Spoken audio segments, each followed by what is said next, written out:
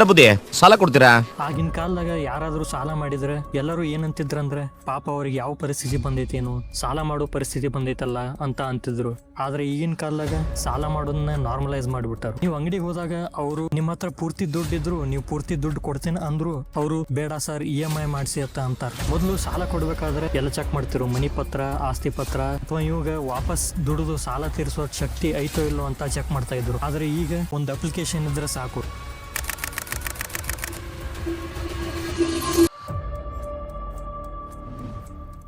ಈಗ ಜನ ಎದಕ್ ಸಾಲ ಮಾಡ್ತಾರು ಹೇಳ್ಬೇಕಂದ್ರ, ಒಂದೇದು ಮದುವೆಗೆ ಬರೀ ಒಂದ್ ದಿನ ಮಜಾ ಮಾಡಾಕ ಲಕ್ಷಗಟ್ಲೆ ಸಾಲ ಮಾಡ್ತಾರು. ಆ ಸಾಲದಿಂದ ಮದುವೆ ಮಾಡ್ತಾರ. ಅವ್ರಿಗೂ ಗೊತ್ತು ಇಷ್ಟ ಸಾಲ ಮಾಡಿದ್ರೆ ಅವ್ರು ಅದನ್ನ ತೀರ್ಸಾಕ ಇನ್ನೊಬ್ಬರ ಕೈ ಕೆಳಗ ಸಾಯುತನ ದುಡಿಬೇಕಂತ. ಅವ್ರ ಮದುವೆಗೆ ಬಿಡ್ ಅವ್ರು ಇನ್ನೊಬ್ಬರ ಮದುವೆಗೂ ಲಕ್ಷಗಟ್ಲೆ ಖರ್ಚು ಮಾಡಿ ಹೋಗೋರು ಇದಾರೆ. ಕಾರಿಗೆ ಬೈಕಿಗೆ ಸಾಲ ಮಾಡೋದನ್ನ ನೋಡಿರ್ತೀರಿ. ಆದ್ರೆ ಈಗಿನ ಕಾಲದಾಗ ಟಿ ಶರ್ಟ್ EMI ಮೇಲೆ ತಗೊಳ್ಳೋರು ಅದಾರ. ಇದು ಹೆಂಗಾತಂದ್ರ ನಮ್ಗೆ ಇಷ್ಟ ಇಲ್ದಿರೋ ಜನಗಳನ್ನ, ನಮ್ಗೆ ಅವಶ್ಯಕತೆ ಇಲ್ದಿರೋ ವಸ್ತುಗಳನ್ನ ತಗೊಂಡು ಅವ್ರನ್ನ ಮೆಚ್ಚುವಂಗಾಯ್ತು. ಎಷ್ಟೋ ತಂದೆ ತಾಯಿಗಳು ಕೂಲಿ ಕೆಲಸ ಮಾಡ್ತಿರ್ತಾರೆ. ಆದ್ರೆ ಮಗ ನಂಗೆ ಐಫೋನ್ ಬೇಕು ಅಂದ ಊಟ ನೀರು ಬಿಟ್ಟು ಕೂತಿರ್ತಾನ. ಮಗಗ್ ಐಫೋನ್ ಕೊಡಿಸ್ಬೇಕು ಅಂತಂದ ಸಾಲನೋ ಸೋಲನೋ ಮಾಡಿ ಕಷ್ಟಪಟ್ಟು ತರ್ತಾರ. ಇವ್ರು ಯಾವ ನಂಬಿಕೆ ಮೇಲೆ ಸಾಲ ಮಾಡಿ ಐಫೋನ್ ತಗೋತಾರ ನನಗಂತೂ ಗೊತ್ತಿಲ್ಲ. ಜನ ಯಾಕೆ ಈ ಸಾಲದ ಟ್ರ್ಯಾಪ್ ಒಳಗೆ ಸಿಕ್ಕೋತಾರು ಅಂತ ಹೇಳ್ಬೇಕಂದ್ರೆ, ಮೊನ್ನೆ ನಾ ಒಂದ್ ಮೊಬೈಲ್ ತಗೊಳಕ್ ಹೋಗಿದ್ನಿ. ಅವಾಗ ನಾ ಫುಲ್ ಪೇಮೆಂಟ್ ಮಾಡಿನೇ ಮೊಬೈಲ್ ತಗೊಂಡ್ ಬನ್ನಿ. ಆದ್ರೆ ನಮ್ ಸಂಬಂಧಿಕರಿಗೆ ಇದನ್ನ ಹೇಳಿದಾಗ ಅವ್ರ ಏನಂದ್ರ EMI ಮಾಡ್ಸೋದಿತ್ತಲ್ಲ ಇನ್ನೂ ಕಮ್ಮಿ ಬೀಳ್ತಿತ್ತು ಅಂತ ಹೇಳಿದ್ರು. ಸಮಸ್ಯೆ ಶುರು ಆಗೋದೇ ಇಲ್ಲ. EMI ಹೆಂಗ್ ವರ್ಕ್ ಆಕತಿ, ಅದ್ರ ಹಿಂದೆ ಏನೇನ್ ಕ್ಯಾಲ್ಕುಲೇಷನ್ ಆಕ್ಕವು, ಇವ್ ಯಾವ್ದ್ರ ಅರಿವು ಇರ್ಲಾರ್ದನ ನಾವು EMI ತಗೋತೀವಲ್ಲ ಅಲ್ಲೇ ಸಮಸ್ಯೆ ಶುರು ಆಗೋದು. ಆಗಿನ ಕಾಲದಾಗ ಸಾಲ ಬೇಕಾಗಿತ್ತಂದ್ರೆ ಅವ್ರನ್ನ ಕೇಳು ಇವ್ರನ್ನ ಕೇಳು ಅಂತ ಕಷ್ಟಪಟ್ಟು ಊರೆಲ್ಲ ಅಲ್ದಾಡ್ಬೇಕಾಗಿತ್ತು. ಆದ್ರೆ ಇವಾಗ ಒಂದ್ ಮೊಬೈಲ್ ಇದ್ರೆ ಸಾಕು. ಇದಕ್ಕೆ ಈಸಿ ಮನಿ ಅಂತ ಕರೀತಾರೆ. ಈಸಿ ಮನಿ ಅಂದ್ರೆ ಹೆಂಗಂದ್ರೆ ನಿಮಗೆ ರೊಕ್ಕನು ಈಸಿಯಾಗಿ ಸಿಕ್ಬಿಡ್ತೈತಿ, ಆದ್ರೆ ಅದನ್ನ ವಾಪಸ್ ತಿರ್ಸೋದು ಬಹಳ ಕಷ್ಟ. ನಮ್ ಫ್ರೆಂಡ್ ಒಬ್ಬ ಮದಾನು, ಅವ್ನು 30,000 ಸ್ಯಾಲ್ರಿ ತಿಂಗಳಿಗೆ, ಆದ್ರೆ ಅವ್ನ ಖರ್ಚು 50,000 ಬರ್ತೈತಿ. 20,000 EMI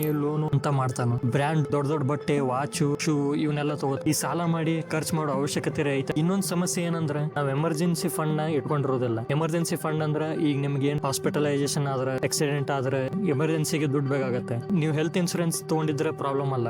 ತಗೊಳ್ಳಾರ್ದೆ ನಿಮ್ಗೆ ಯಾವ್ದು ಎಮರ್ಜೆನ್ಸಿ ಫಂಡ್ ನ ನೀವು ಸೇವ್ ಮಾಡಿರ್ಲಿಲ್ಲ ಅಂದ್ರೆ ಅಂತ ಸಮಯದಾಗ ನೀವು ಸಾಲ ಮಾಡ್ಬೇಕಾಗತ್ತೆ. ಈಗ EMI ಹಿಂದೆ ಏನ್ ನಡೀತೈತೆ ಅನ್ನೋದು ನಾನು ನಿಮ್ಗೆ ಹೇಳ್ತೀನಿ. ಈ ಶಾಪ್ ಓನರ್ಗಳು ನಿಮ್ಗೆ ಯಾಕೆ EMI ಕಾಡಿಸ್ತಾರಂದ್ರೆ, ಈ ಶಾಪ್ ಓನರ್ ಗಳಿಗೆ ಮತ್ತೆ ಬ್ಯಾಂಕ್ ನವರಿಗೆ ಒಂದು ಕಾಂಟ್ರಾಕ್ಟ್ ಇರ್ತೈತಿ. ಅವ್ರು ಎಷ್ಟು ಈ ಜನಗಳನ್ನ EMI ಮಾಡಿಸ್ತಾರಲ್ಲ ಅಷ್ಟು ಕಮಿಷನ್ ಅವ್ರ ಶಾಪ್ ಓನರ್ ಗಳಿಗೆ ಸಿಗ್ತಿರ್ತೈತಿ. ಈಗ ನೀವು ವಸ್ತುನ ಫುಲ್ ಪೇಮೆಂಟ್ ಮಾಡಿ ತಗೊಳಕ್ ಹೋದಾಗ, ಫಾರ್ ಎಕ್ಸಾಂಪಲ್ ಅದು 50,000 ಇತ್ತಂದ್ರೆ ನೀವು ಕಮ್ಮಿ ಮಾಡಿಸ್ತೀರಿ. ಆದ್ರೆ EMI ತಗೊಳ್ಳುವಾಗ ಫಿಕ್ಸ್ ರೇಟ್ ಇರ್ತೈತಿ. ತಿಂಗಳಿಗೆ ಎಷ್ಟು ಕಟ್ಟಬೇಕು, ಅದ್ರೊಳಗೆ ನೀವು ಹೆಚ್ಚ ಕಡಿಮೆ ಮಾಡಕ ಬರಂಗಿಲ್ಲ. ಅವರು EMI ಹೆಂಗ್ ಕ್ಯಾಲ್ಕುಲೇಟ್ ಮಾಡಿರ್ತಾರ ಅಂದ್ರೆ, ಒರಿಜಿನಲ್ ಪ್ರೈಸ್ ನ ಜಾಸ್ತಿ ಮಾಡಿ EMI ನ ಕ್ಯಾಲ್ಕುಲೇಟ್ ಮಾಡಿರ್ತಾರೆ. ಈ EMI ದಾಗ ಹಿಡನ್ ಚಾರ್ಜಸ್ ಹಾಕಿರ್ತಾರೆ. ನಿಮ್ಗೆ ಗೊತ್ತಿರಂಗಿಲ್ಲ ಯಾವ ಚಾರ್ಜ್ ಹಾಕಿ ತಗೋತಾರೋ ಅಂತ. ಈಗ ಇನ್ನೊಂದ್ ಏನಂದ್ರೆ, ಈಗ 1,00,000 ಒಂದ್ ವಸ್ತು ಐತಂದ್ರೆ ನೀವು ತಗೊಳಕ್ ಅನ್ಸ್ತೀರಿ. ಅದ ತಿಂಗಳಿಗೆ 3,000 EMI ಆತಂದ್ರೆ ನೀವು ವಿಚಾರ ಮಾಡೋದಿಲ್ಲ, ಆ ವಸ್ತುನ ಗೊತ್ತೀರಿ. ಯಾವ್ದೋ ಒಂದು ಅಪ್ಲಿಕೇಶನ್ ಒಳಗೆ ಲೋನ್ ತಗೊಂಡ್ರಂದ್ರೆ ಅದು KYC, ಮೊಬೈಲ್ ನಂಬರ್, ನಿಮ್ ಪ್ಯಾನ್ ಕಾರ್ಡ್ ಡೀಟೇಲ್ಸ್ ಎಲ್ಲ ಕೇಳ್ತೈತಿ.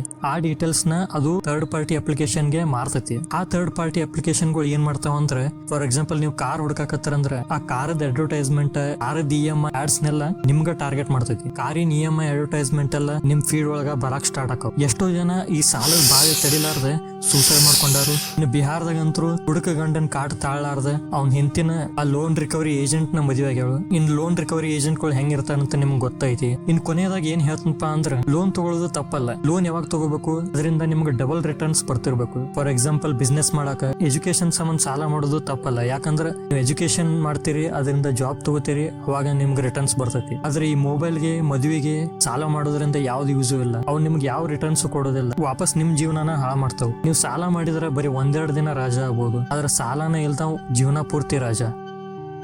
ಒಂದ್ ಪಕ್ಷ ಸಾಲ ಕೊಡ್ಸಿದ್ರೆ ಹೇಗ್ ರೀತಿ ತೀರಿಸ್ತೀರಿ? ಈ ಸಾಲದ ಬಾಧೆಯಿಂದ ಬಚಾವ್ ಆಗ್ಬೇಕಂದ್ರೆ ಏನ್ ಮಾಡ್ಬೇಕು ಅಂತಂದ್ರೆ, ನಿಮ್ಗೇನಾದ್ರು ಈಗ ಸಾಲ ಇದ್ರೆ ಫಸ್ಟ್ ಅದನ್ನ ತೀರಿಸ್ರಿ. ಎಲ್ಲರೂ ಪಾರ್ಟ್ ಟೈಮ್ ಜಾಬ್ ಮಾಡ್ರಿ, ಎಲ್ಲರೂ ಹೋಗಿ ಮೊದಲು ನಿಮ್ಗೆ ಇದ್ದಿದ್ ಸಾಲ ತೀರಿಸ್ರಿ. ಮತ್ತೆ ನಿಮ್ ಹತ್ರ ಇರೋ ಎಷ್ಟೇ ದುಡ್ಡು ಇರ್ಲಿ ಅದನ್ನ ಸ್ಟಾಕ್ ಮಾರ್ಕೆಟ್ ಅಥವಾ ಈ ಮ್ಯೂಚುವಲ್ ಫಂಡ್ಸ್ ಒಳಗೆ ಇನ್ವೆಸ್ಟ್ ಮಾಡ್ರಿ. ಎಮರ್ಜೆನ್ಸಿಗೆ ಒಂದಿಷ್ಟು ಫಂಡ್ ನ ಸೇವ್ ಮಾಡಿಡ್ರಿ. ನೀವು ಇಲ್ಲಿವರೆಗೂ ಈ ವಿಡಿಯೋ ನೋಡಿರಂದ್ರೆ ಇದನ್ನ ಅನುಸರಿಸ್ತೀರಿ ಅಂತ ಅನ್ಕೋತೀನಿ. ಇನ್ನು ಇದಕ್ಕಿಂತ ದೊಡ್ಡ ಟ್ರ್ಯಾಪ್ ಒಂದೈತಿ. ಅದು ಯಾವ್ದಂತ ಗೊತ್ತಾಗ್ಬೇಕಂದ್ರೆ ಮೇಲೆ ಐ ಬಟನ್ ಒಳಗೆ ವಿಡಿಯೋ ಕ್ಲಿಕ್ ಮಾಡ್ರಿ. ಧನ್ಯವಾದಗಳು.